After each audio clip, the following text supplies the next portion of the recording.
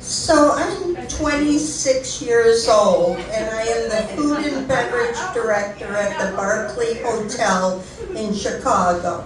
Now, the Barclay was Chicago's only all-suite four-star hotel back in the day.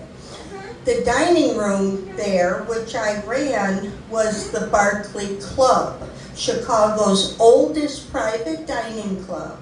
So rich old white guys paid a lot of money for the privilege of paying a lot of money for dinner.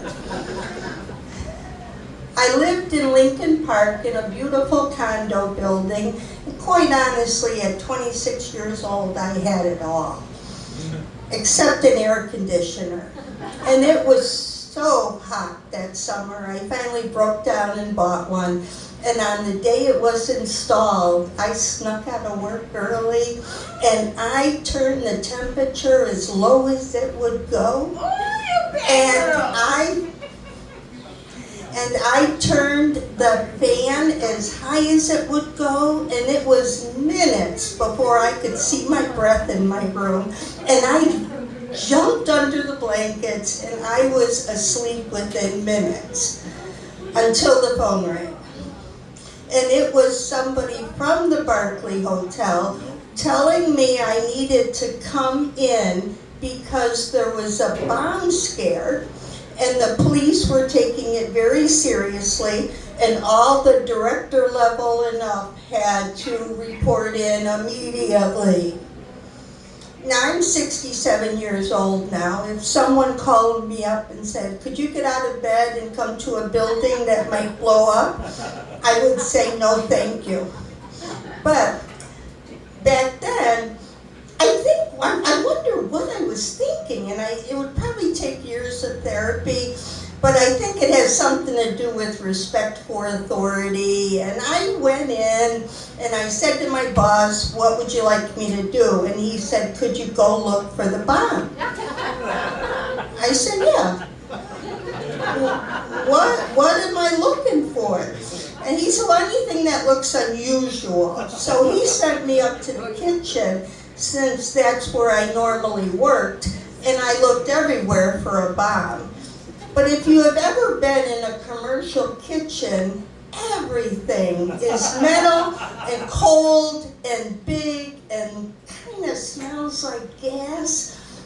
But it wasn't unusual. So I went downstairs and I said, there's no bomb. And he said, then I want you to check the offices. The first 4 floors of the building were offices, including the hotel offices.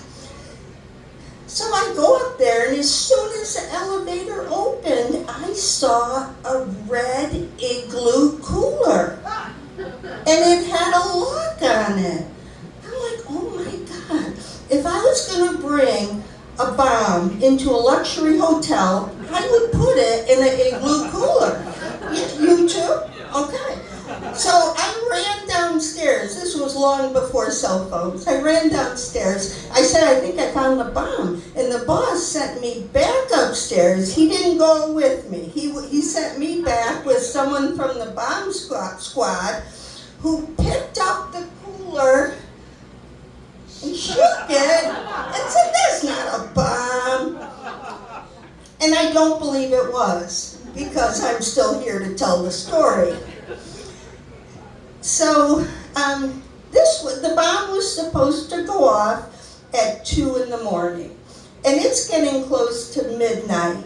And strangely enough, the police and the fire department let hotel management make all the decisions up until the point that the building blows up.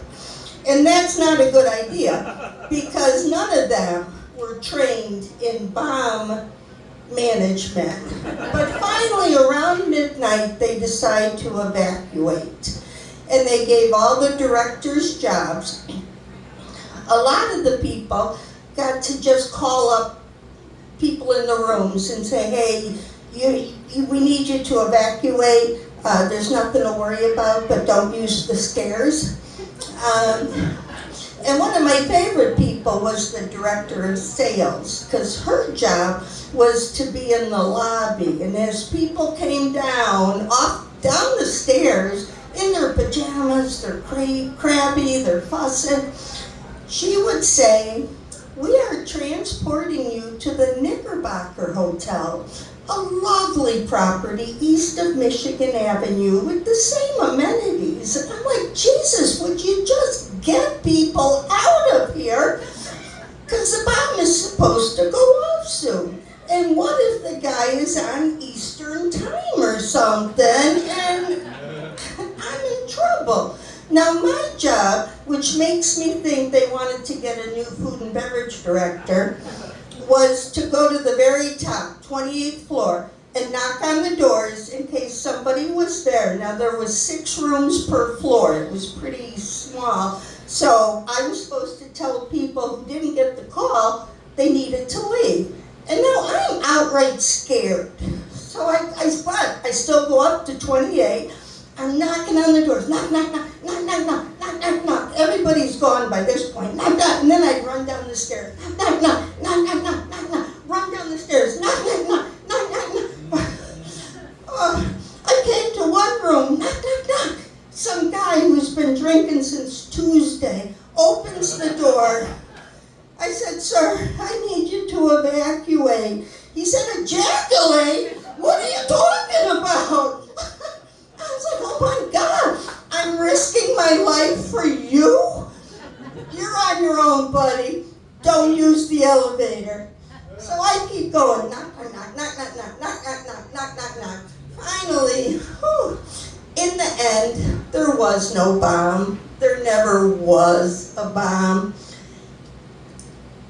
So we all went out drinking, all the directors. We went out, we drank an awful lot. But we didn't have to wake up in the morning because all of our guests were at the Knickerbocker Hotel, lovely property east of Michigan Avenue. Thank you.